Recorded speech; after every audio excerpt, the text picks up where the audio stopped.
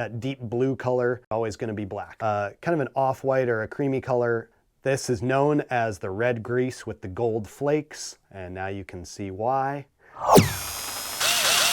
Hey everybody, Jay at LockNLube, and today we're going to give you a rundown of our current line of grease. Now there's a lot of information and misinformation out there about what actually makes a grease appropriate for your machine and the specific application on that machine.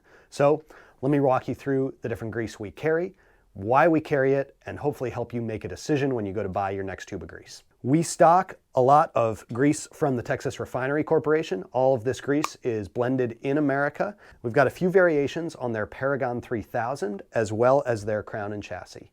Now, we stock the Paragon 3000 because while we are based in New Hampshire, our customers are based all over North America.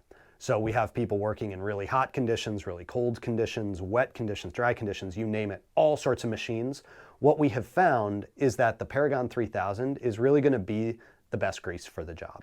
The characteristics that we look at are water washout, extreme pressure performance, and dropping point. So how's the grease going to perform under high heat conditions? How's it going to perform under extreme pressure conditions? How's it going to perform under wet conditions? And on all those metrics, it's really hard to beat the Paragon 3000. We have that in a 14-ounce tube. Now, while the color of the grease doesn't indicate performance, we do want to show you what they look like. This is the Paragon 3000, that deep blue color with the metallic looking flakes in it. Even though it doesn't indicate performance, it does look very cool. And then we've got it in a threaded cartridge for our spin-on grease guns, or if you have a lube shuttle grease gun, or any grease gun that accepts threaded tubes. If your machine requires Moly grease, we have a great option for you in the Paragon 3000 Moly. This has a 5% Moly additive on top of that Paragon 3000 base grease. So you're going to get the same extreme pressure performance, same water washout, and same high heat performance you get from the Paragon, but with that addition of the 5% Moly if your machine requires it. Sometimes in very high heat applications or very high speed applications, Moly may not be appropriate. So the first stopping point in choosing a grease for your machine is to check the owner's manual. I know that may not be possible for those of us running really old machines, but if you have access to the owner's manual, have a look at it. There may be certain requirements for warranties.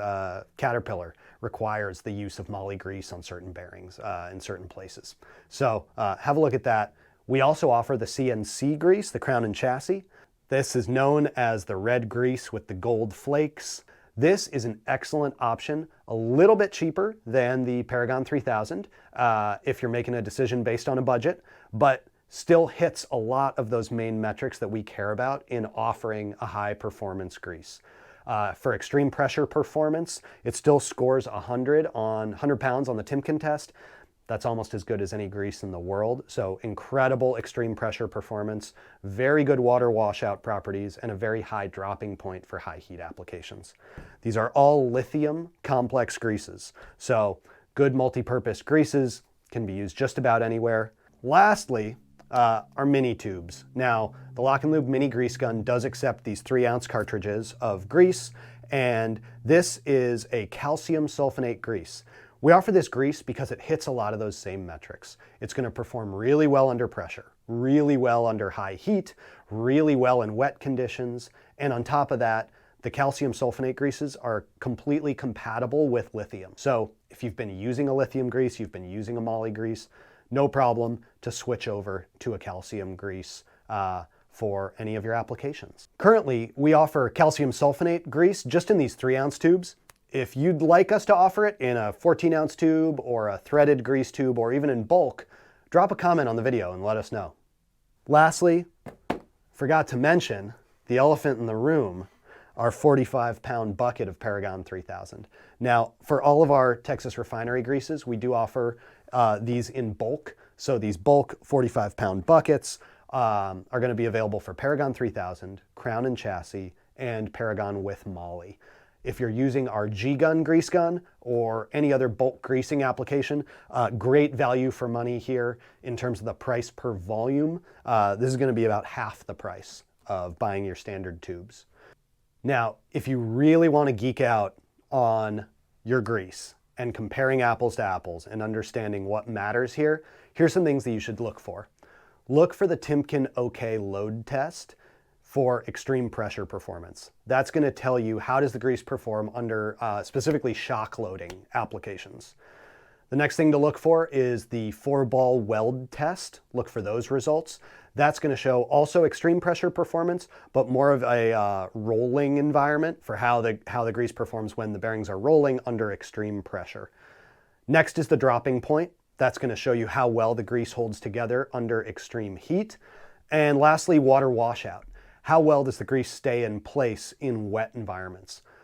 With those 4 numbers, you should have a pretty good ability to compare whatever grease you're currently buying to one you're considering purchasing based on your needs and your machines and wanting to maximize the life of your pins and bushings and bearings.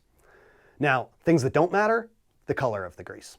You can make grease any color you want, with the exception of Moly. Moly is naturally black in color, so Moly grease is always going to be black. But if you want a red grease or a blue grease or a green grease, you can find it, and it has no indication on how that grease is going to perform. The next thing is tackiness. Now, tackiness matters. You want adhesion. You want the grease to stay in place. But if you're going to stick your finger in a tube of grease and see how well it sticks together, that's not going to tell you anything. You can add tackifiers to any grease. You can have a grease that doesn't do well under high heat, doesn't do well under extreme pressure, doesn't do well in wet conditions, but it has a bunch of tackifiers in it. So when you go like this, it looks really nice and stringy, but it may not actually work that well for you. Hopefully that helps when you go to buy your next tube of grease. For more information and to buy any of the greases you see here, visit LockNLube.com.